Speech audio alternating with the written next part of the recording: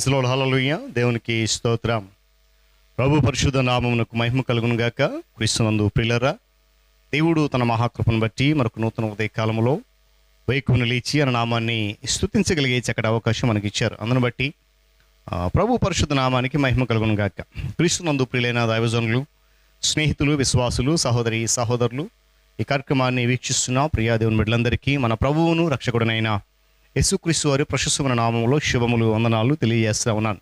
మీరంతా బాగున్నారు కదండి? చాలా సంతోషం. రండి, ఈ దినము కూడా మిమ్మల్ని ప్రేమతో ఆహ్వానిస్తూ అనుదిన అభివృద్ధి ఉదయకాలపు ధ్యానాలు అనేటువంటి ఈ ఆధ్యాత్మిక కార్యక్రమంలో నాతో పాటు బాల్యభక్తులు కండి, ప్రభుని స్తుతించండి, వాక్యాన్ని ధ్యానించండి, దైవాశీర్వాదాలు పొందుకోండి. మీ దగ్గర బైబిల్స్ ఉన్నాయా? తెరచి చూడండి. లేని పక్షాన చదివే మాటలు విని గ్రహించి వాక్య ధ్యానంలో పాలిభక్తులు కమ్మని మనం చేస్తూ నేటి దిన ధ్యాన వాక్యంగా యోహాను సువార్త 4వ అధ్యాయము 24వ వచనాన్ని చదువుతూ ఉన్నాను. దేవుడు ఆత్మ గనుక ఆయనను ఆరాధించువారు ఆత్మతోనూ సత్యముతోనూ ఆరాధించవలెను.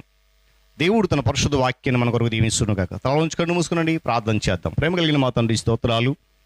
తిరిగి మనకు నూతన ఉదయ కాలంలో వేకున లేచి నీ సన్నిధి మాతో ఉంచారు.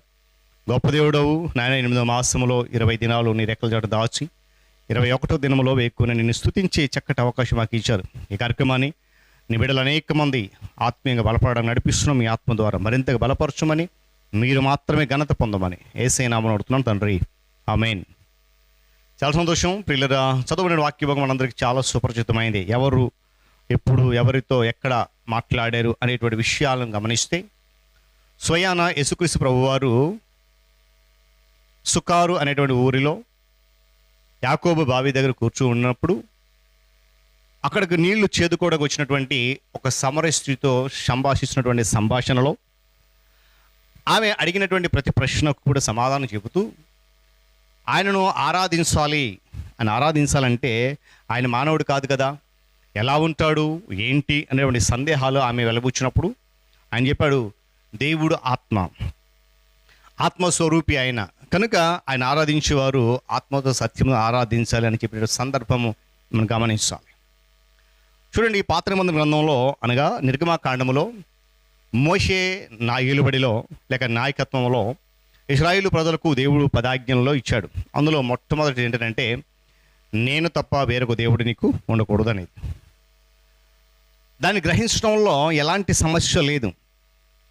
ఆ ఆజ్ఞను గ్రహించడంలో ఎలాంటి సమస్య అనేది జాగ్రత్త గమనించండి లేదు.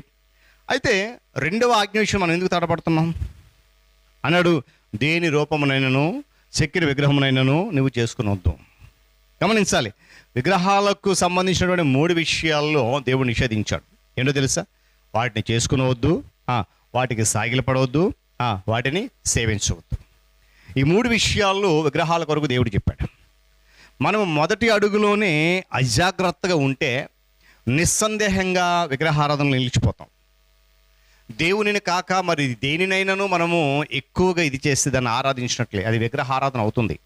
ఎందుకంటే దేవుడు ఆత్మ కనుక ఆయన ఆరాధించేవారు ఆత్మతోనూ సత్యంతో ఆరాధించే స్వయంగా ప్రభువునే చెప్పాడు. ఆయన ఏమంటే దేనిని గురించి మనం నేర్చుకోవాల్సి ఉన్నదో ప్రథమ పాఠం ఏమనగా, దేవుని కొరకు నేర్చుకోవాల్సినటువంటి మొట్టమొదటి పాఠం ఏంటంటే దేవుడు ఆత్మ ఉన్నాడు. గట్టిగా స్తోత్రం చెప్పండి, హల్లెలూయా. ఏమండి, మోషే ఈ సత్యాన్ని లేక ఈ నిత్య సత్యాన్ని ఇశ్రాయేలు ప్రజలకు నొక్కి చెప్పాడు గట్టిగా. ఆయన ఆత్మ ఉన్నాడు కనుక ఆరాధించేవారు జాగ్రత్త. ఏమండి చూడండి, యెహోవా ఆ అగ్ని మధ్య నుండి మీతో మాట్లాడెను, మాటల ద్వారా మీరు విన్నారు కానీ ఏ స్వరూపమును మీరు చూడలేదు. స్వరం మాత్రం విన్నారు. కాబట్టి మీరు చెడిపోయి ఏ స్వరూపం కలిగిన విగ్రహమును మీ కొరకు చేసుకొనుకున్నట్లు మీరు జాగ్రత్త పడనని చెప్పి మోషే ఇశ్రాయేలు ప్రజలకు చాలా గట్టిగా నొక్కి చెప్పాడు. దేవుడు మన కట్టడలు ఇచ్చాడు కానీ విగ్రహాలు ఇవ్వలేదండి. జాగ్రత్త గమనించాలి. దేవుడు ఆయనను సేవించాలని, ఆరాధించాలని, వెంబడించాలని చెప్పి కట్టడలు లేక నియమ నిబంధనలు ఇచ్చాడే కానీ ఏమి ఇవ్వలేదంట, విగ్రహాలు మాత్రము ఇవ్వలేదు. చూడండి, ప్రతిమలకు పట్టములకు మధ్య ఏమంత భేదము లేదండి. 1-2 కొలతలు ఉన్నది అయితే మరొకటి 3 కొలతలు కలిగి ఉన్నది. భేదం ఉన్నది క్షేత్రగణితంలో కానీ లెక్కల్లో కానీ మనసు యొక్క ఆలోచనలో కాదు. గమనించాలి. ఉదయకాల సమయంలో విశ్వాసులుగా ఉన్నటువంటి ప్రియ దేవుని బిడ్డలారా, దేవునికి వ్యతిరేకమైనది ఏదైనా అది విగ్రహారాధన వాక్యం చెప్తుంది. అలాగైతే సబ్బాతు బడుల పట్టణంలో సువార్త చలనచిత్ర మాట ఏంటండి, ఇవన్నీ కూడా విగ్రహాలే కదా మీరు అనొచ్చు. కానీ అవి చిన్నపిల్లలకు మరియు క్రైస్తవేతరులకు యేసుక్రీస్తు ప్రభు వారి యొక్క ఇహలోక జీవితాన్ని వివరంగా తెలియజేయడానికి వాడబడుతున్నాయి. అవి వాడబడుతున్న సందర్భంలో ఆయన జీవించినటువంటి ఇహలోక జీవితం ఎలా ఉంది, ఒక మాదిరి అనేది వాళ్ళకి తెలుస్తుందని చూపించబడతా ఉన్నాయి. వారు క్రీస్తును లేక పరలోకమును నమ్మడానికి ఎదగాల్సిన అవసరం చాలా ఉంది. అందుకొరకు వారు ఇవి చూపించాల్సిన పరిస్థితి ఉంది. అందుకే మనకు కాదు, దేవుని స్తోత్రం కలుగును గాక. అంతేకాకుండా వీళ్ళ మంచి విషయాల్లో విగ్రహాలుగా మారినటువంటి అనేక సందర్భాలు బైబిల్లో ఉన్నాయి. అనేక దృష్టాంతకరములు, విచారకరమైనటువంటివి బైబిల్ చరిత్రలోను సంఘ చరిత్రలో కూడా ఉన్నాయి. గిద్యోనుకు అతని ఇంటి వారికి సహితము పవిత్ర పరిచారకులు ఉపయోగించేటువంటి ఏఫోద్ అనేది ఒక విగ్రహారాధన మారిపోయింది. ఏమండి, రాజైన ఇజ్కియా విగ్రహాలను పడగొట్టి చిన్నాభిన్నం చేసే వరకు కూడా ఆ పరిస్థితి వచ్చే వరకు ప్రజలు చేసిన పని ఏంటంటే మోషే ఎత్తినటువంటి ఇత్తడి సర్పాన్ని వాళ్ళు పూజించడం మొదలుపెట్టారు. ఏమండి, దేవుడు మనల్ని చేసినవాడు కనుక మనము ఆయన చేతి పని ఉన్నాము కనుక మరలా మనం ఆయన చిత్రించడానికి ఎలాగా తలపెట్టగలం? యేసు ఎప్పుడు ఎలా ఉంటాడో నీవు గ్రహించాలనుకుంటున్నావా, ఊహించాలనుకుంటున్నావా, తెలుసుకోవడానికి ఉపలాట పడుతున్నావా? అయితే ప్రకటన గ్రంథం చదవండి కొన్ని భాగాల్లో. ఏమంటే 1వ అధ్యాయంలో గమనించినప్పుడు 2వ అధ్యాయంలో 18 ఇలా చాలా విషయాలు ఉన్నాయి. ఆయన ఎలా ఉంటాడని గమనిస్తే అక్కడ ఆ వాక్య భాగాలు చదివితే ప్రకటన గ్రంథంలో ఆయన యొక్క అతి నూతన అధికారపుర దర్శనాన్ని చూడగలుగుతాం. దేవుని స్తోత్రం కలిగిన గాక.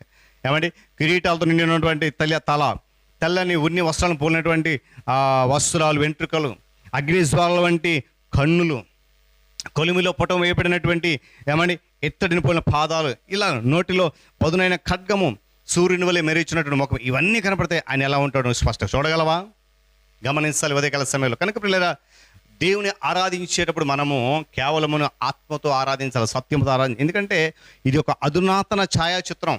వేరే ఏవి కూడా ఆయనకు రూపుమాపి ఏమీ లేవు. కనుక విగ్రహాల జోలికి వెళ్ళొద్దు అనేది దీని ఒక వాక్యం చెప్తున్నమాట. కనుక మనము దేవునిని కాకుండా మరి దేనిని ఎక్కువగా మంచి విషయాల్లో ముందుకు వెళ్ళిన ఆ విగ్రహాలే, వాటిని కూడా విడిచిపెట్టాలని హెచ్చరించబడుతున్నాం, గద్దించబడుతున్నాం. కనుక ఆ విగ్రహారాధన జోలికి పోకుండా సత్యస్వరూపైనటువంటి ఆత్మదేవుని మనము ఆత్మతో ఆరాధిస్తూ విశ్వాసంలో ముందు కొనసాగుదాం. దేవుడి మాటలు మన కొరకు దీవించును గాక.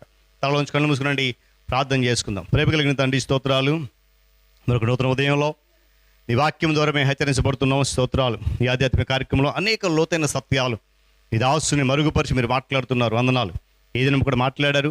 ఎత్తబడిన మాటలు అందరి హృదయాల్లో నూతనంగా ఫలింపచేయండి, నూరంతలు విస్తరింపచేయండి.